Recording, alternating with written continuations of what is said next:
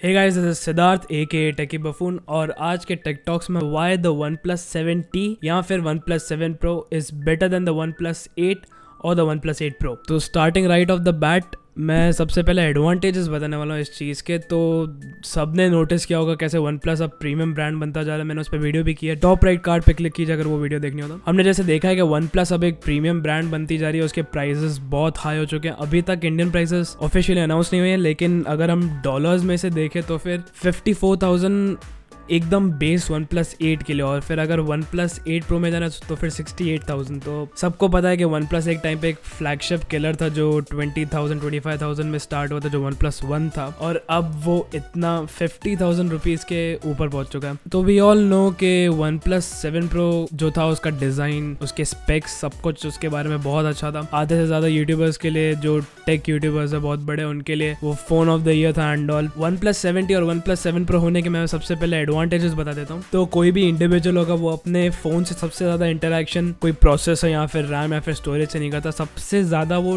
Display जो है हमारे हाथ में, जो हम देखते हैं, जिससे हम इंटरेक्ट करते हैं, जिससे हम एप्स और वो सब लॉन्च करते हैं, जिससे बेसिकली हमारा पूरा काम होता है। तो जो डिस्प्ले है OnePlus 7 Pro में, वो पूरा इन्फिनिटी डिस्प्ले, कोई भी नॉच नहीं, कोई भी होल पंच नहीं। जबकि हम OnePlus 8 Pro देखें या फिर OnePlus 8 देखें तो फिर उसमें दोनों में होल पंच है। बहुत सारे यूट्यूबर्स है, जो बड़े टेक यूट्यूबर्स है, सब इस चीज के अगेंस्ट है। ऑस्टिन एवंस ले लो, लाइनस टेक टिप्स, MKBHD, सब। और जब मैंने इस फोन की लीक्स देखे थे तो मेरे लिए भी ये सबसे बड़ी डिसअपॉइंटिंग बात थी कि OnePlus 8 Pro में होल पंच है, क्योंकि एक अगर नया फोन लॉन्च करना होता तो फिर वो पुराने वाले फोन से बेटर होना चाहिए। बट इस वे में मुझे लगता है कि एक स्टेप डाउन चले गए OnePlus। डिस्प्ले की क्वालिटी वो सब अच्छा है, नो क्वेश्चन ऑन दैट, लेकिन जो डिस्प्ले के लुक्स हैं वो रिक्वायरमेंट्स को मीट नहीं करते मेरे हिसाब से। बट हम अगर OnePlus 7 Pro देख लें तो आई गेस ये खुद को ही आंसर दे सकता है। सेकेंड चीज बात करते हैं प्राइजेस, जो ये चीज सबसे ज्यादा लोगों को मैटर करती है। प्राइजेस OnePlus 7 Pro को अगर आपको ये लॉकडाउन प्रोबेबली खत्म होने के बाद लेना हो, मुझे याद है पहले थे 40,000 रुपीज ऑन Amazon। आपको लगभग कोई क्रोमा या कहीं से और सस्ते में मिल सकता है, और स्पेसिफिक डेबिट कार्ड्स पे और भी 2,000 3,500 जितना ऑफ हो सकता है। तो दैट इज ग्रेट। जबकि हमने OnePlus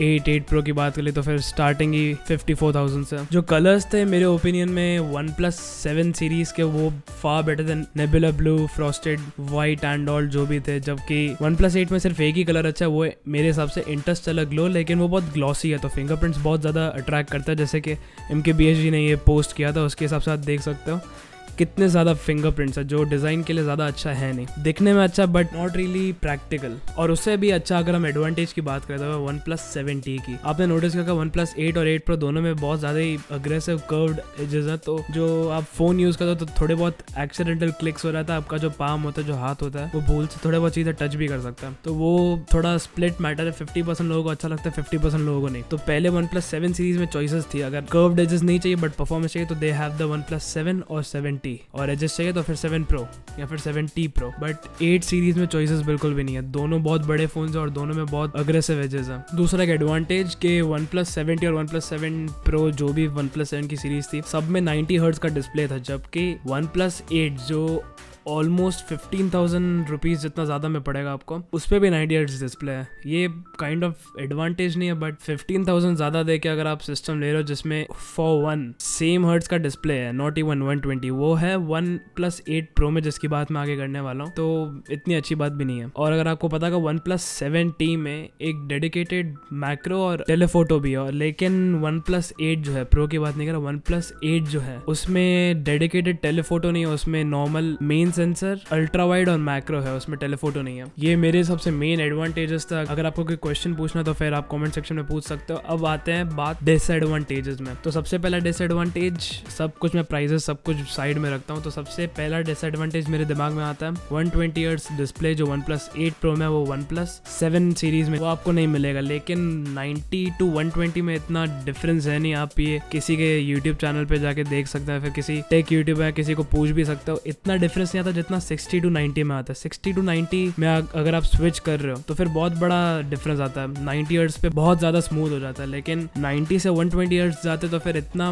डिफरेंस होता नहीं है दिखने में। दूसरी बात करूँ तो official IP rating IP68 rated है OnePlus 8 Pro, OnePlus 8 नहीं, तो गारंटीड है कि वाटर प्रूफिंग उतनी होगी। बट OnePlus 7 में भी अच्छी खासी वाटर प्रूफिंग बहुत सारों ने टेस्ट एंड OnePlus 7 सीरीज में है। खाली उन लोगों को पे नहीं करना होता जो IP68 रेटिंग करते हैं, उनको पर फोन फिर उनको $5 to $10 दैट्स अराउंड 750 रुपीज हो जाता है। तो 750 रुपीज एक्स्ट्रा देना इतना इंपॉर्टेंट नहीं लगा था उनको 7 सीरीज में। सेम वाटर प्रूफिंग की है बट खाली ऑफिशियल रेटिंग नहीं करे किसी कंपनी से। फिर बात आती है MEMC चिप की। तो ये चिप बेसिकली क्या करता है, आपका अगर कोई वीडियो या फिर मूवी जो मोस्टली 24 या 30 FPS पे शूट होता है तो वो 120 हर्ट्ज का इतना एडवांटेज नहीं ले सकता है। लेकिन जो MEMC चिप OnePlus 8 Pro में है उसमें अगर 24 हर्ट्ज में भी कुछ शूट किया तो फिर वो एक्स्ट्रा फ्रेम्स डाल के उनकी जो ट्रिकरी है वो करके 120 हर्ट्ज जितना स्मूथ फील करा सकते हैं। तो वो सबसे बड़ा थम्स अप है। फिर सबसे बड़ा एडवांटेज है कैमरास। जो मेन इसमें प्राइस में डिफरेंस है वो सब कैमरास की वजह से ही आया। तो जो कैमरा क्वालिटी होगी, शार्पनेस होगी, जो भी होगा वो बेस्ट आपको OnePlus 8 Pro में मिलेगा। At the end of the day अगर आपके पास पैसे हैं OnePlus 8 Pro के लिए तो फिर डेफिनेटली उसमें चाहिए। OnePlus 8 में इतना रिकमेंड नहीं करूंगा, may be stick for OnePlus 8T जो 6 महीने जितने में आ सकता है। डिपेंड्स कि पेंडेमिक की सिचुएशन क्या है, लॉकडाउन की सिचुएशन क्या है। और आखिर में मैं यही सजेस्ट करूंगा कि अगर आपके पास पैसे कम है तो फिर 7 Pro है तो फिर OnePlus 8 Pro में डेफिनेटली जाओ। It is great phone. And अगर कोई क्वेश्चन या फिर आर्ग्यूमेंट्स है तो फिर आप कमेंट सेक्शन में आ सकते हो। और अगर आपको वीडियो पसंद आई तो please make sure to like it and subscribe for more. And until the next one, good bye.